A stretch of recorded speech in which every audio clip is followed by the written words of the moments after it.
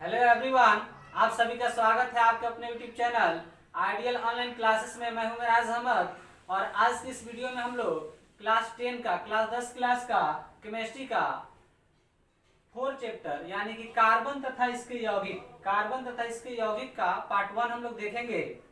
सबसे पहले चूंकि ये चैप्टर का नाम है कार्बन तथा इसके यौगिक, तो पहले हम लोग ये जानते हैं कार्बन के बारे में, कार्बन की मौजूदगी क्या है या कार्बनिक रसायन क्या है। जैसे कार्बनिक यौगिक का महत्व, या इससे पहले आप ये जान लीजिए कार्बन क्या है। तो कार्बन जो है पृथ्वी तल पर 0.02%, पृथ्वी तल पर 0.02% के रूप में पाया जाता है, जबकि हवा में 0.03% के रूप में पाया जाता है और मुक्त अवस्था में हीरा, ग्रेफाइट और कोयला के रूप में पाया जाता है। फिर से एक बार सुन लेते हैं, क्योंकि हम लोग का चैप्टर का ही नाम है कार्बन तथा इसके यौगिक। इस चैप्टर में हम लोग कार्बन और इसके यौगिकों के बारे में अध्ययन करेंगे कि कार्बन के कितने यौगिक हैं, यानी कार्बन के असंख्य यौगिक है, आगे आपको मिलेगा। कार्बन के कितने यौगिक हैं, उनका नामकरण कैसे किया जाता है। जैसे आप लोग देखते होंगे मेथेन, एथेन, प्रोपेन, इस तरह का नाम आता है, एथेनॉल, प्रोपेनॉल। तो वो नाम कैसे बनता है, उसका अणुसूत्र क्या होता है, कैसे निकालेंगे, वही सब इस चैप्टर में हम लोग को पढ़ना है। तो कार्बन जो है पृथ्वी तल पर 0.02% के रूप में पाया जाता है, यानी 0.02% रहता है, और हवा में 0.3% रहता है। इसके अलावा मुक्त अवस्था में कार्बन जो है हीरा, ग्रेफाइट और कोयला के रूप में पाया जाता है। कार्बन के बहुत सारे अपरूप हैं। आगे हम लोग ये जानते हैं कार्बनिक यौगिक का महत्व क्या है। कार्बनिक यौगिक का महत्व क्या। अच्छा, एक और चीज है, कार्बनिक यौगिक से तात्पर्य ये सिंपल सी चीज है कि जिसमें कार्बन हो तो वही कार्बनिक यौगिक होगा। अब हम ये जानते हैं कि कार्बनिक यौगिक का महत्व क्या है हमारे दैनिक जीवन में। तो कार्बनिक यौगिक का हमारे दैनिक जीवन में अत्यंत बहुत ज्यादा, इतना समझिए महत्वपूर्ण है। अगर कार्बनिक यौगिक को हटा दिया जाए, तो जीवन में हम लोग का जो बहुत सारी चीजें हैं अलग हो जाएंगी। जैसे देखिए कार्बनिक यौगिक का महत्व, हम लोग जो भोजन लेते हैं तो भोजन में हम लोग कार्बोहाइड्रेट, प्रोटीन, वसा, विटामिन लेते हैं, उसमें कार्बन की मौजूदगी होती है।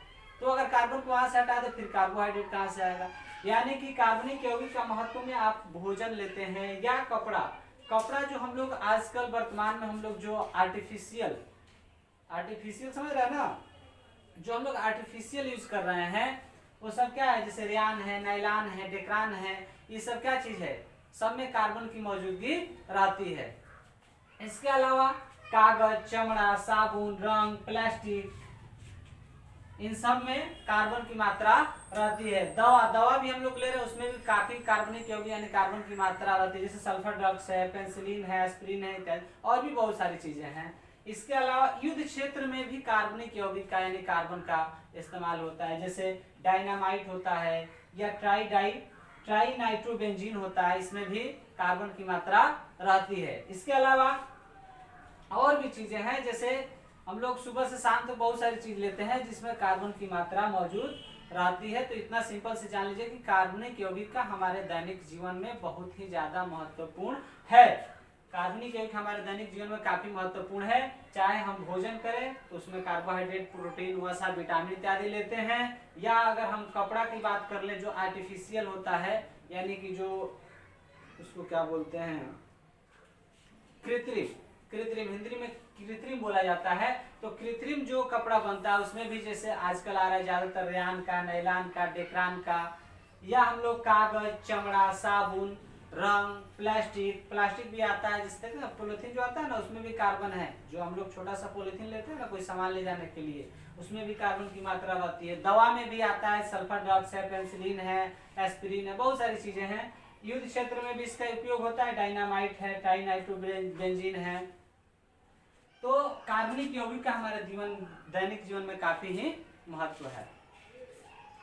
तो इसको नोट कर लेंगे, जो आपकी स्क्रीन पर दिखाई दे रहा होगा। आगे हम लोग बढ़ते हैं जीवन शक्ति का सिद्धांत।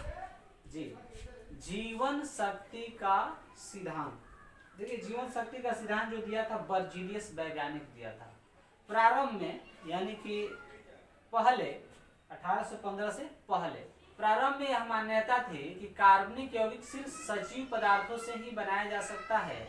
उसको प्रयोगशाला में नहीं बनाया जा सकता। ध्यान सुनिएगा, प्रारंभ में कहने का मतलब ये कि यानी इससे पहले जब इसके बारे में वोहलर जो वैज्ञानिक था, जब जो है अमोनियम साइनेट से यूरिया का निर्माण किया था प्रयोगशाला में, इससे पहले की बात हो रही है। प्रारंभ में यह मान्यता थी कि कार्बनिक यौगिक जो है सिर्फ सजीव पदार्थों से बनाया जा सकता है, उसको प्रयोगशाला में उसका निर्माण नहीं किया जा सकता है। अतः बर्जीलियस वैज्ञानिक ने 1815 में जीवन शक्ति का सिद्धांत दिया। 1815 में बर्जीलियस वैज्ञानिक ने जीवन शक्ति का सिद्धांत दिया तथा बताया कि सजीव पदार्थों में कार्बनिक यौगिकों का निर्माण एक अदृश्य जीवन शक्ति के द्वारा होता है।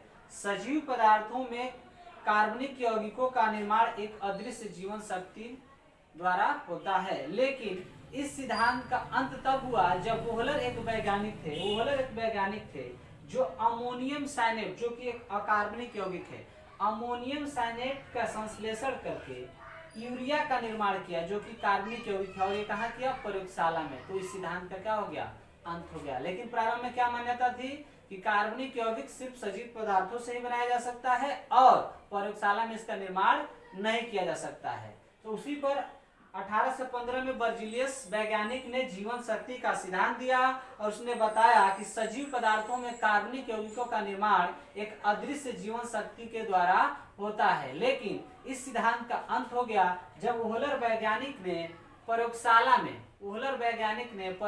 में अमोनियम साइनेट का संश्लेषण करके यूरिया का निर्माण किया। अमोनियम साइनेट अकार्बनिक यौगिक था, जबकि यूरिया एक कार्बनिक यौगिक है। इसके बाद और भी वैज्ञानिक है जो आगे चलकर संश्लेषण, जैसे कोल्बे जो वैज्ञानिक थे एसिटिक अम्ल का संश्लेषण किए। एक और वैज्ञानिक थे मेथेन का संश्लेषण किए, बर्थेलो ने मेथेन का संश्लेषण किए। आगे फिर से संश्लेषण चालू होते गया, यानी कार्बनिक यौगिक का प्रयोगशाला में बनाया जाने लगा। बाद में जाके वो वैज्ञानिक लवॉइजे वैज्ञानिक थे, उन्होंने बताया कि कार्बनिक यौगिक मुख्यतः जो होते हैं carbon, hydrogen, oxygen, nitrogen, halogen, phosphorus, गंधक तथा कुछ धातुओं के ही यानी मिले हुए यौगिक होते हैं या संयोग से बने होते हैं।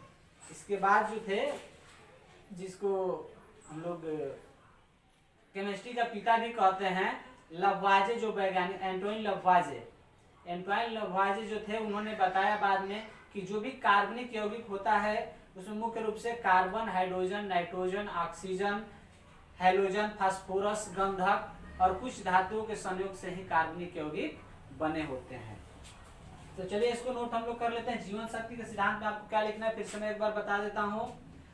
प्रारंभ में यह मान्यता थी कि कार्बनिक यौगिकों का निर्माण सिर्फ सजीव पदार्थों से किया जा सकता है तथा उन्हें प्रयोगशाला में तैयार नहीं किया जा सकता, यानी संभव नहीं है। 1815 में बर्जीलियस वैज्ञानिक ने जीवन शक्ति का सिद्धांत दिया तथा बताया कि कार्बनिक यौगिकों का निर्माण एक अदृश्य जीवन शक्ति के द्वारा होता है। लेकिन इस सिद्धांत का अंत तब हुआ जब वोहलर वैज्ञानिक ने प्रयोगशाला में अमोनियम साइनेट को गर्म करके यानी संश्लेषण करके यूरिया का निर्माण किया, जबकि अमोनियम साइनेट एक अकार्बनिक यौगिक है, यूरिया क्या है? कार्बनिक यौगिक है। इसके बाद इस सिद्धांत का क्या हो गया? अंत हो गया। आगे चल के अन्य वैज्ञानिक भी इसका निर्माण यानी प्रयोगशाला में कार्बनिक यौगिकों का निर्माण करने लगे। कोल्बे वैज्ञानिक थे, एसिटिक अम्ल का निर्माण किए। बर्थेलो वैज्ञानिक थे, मेथेन का निर्माण किए और आगे चल के कार्बनिक यौगिक का निर्माण जो है प्रयोगशाला में होने लगा।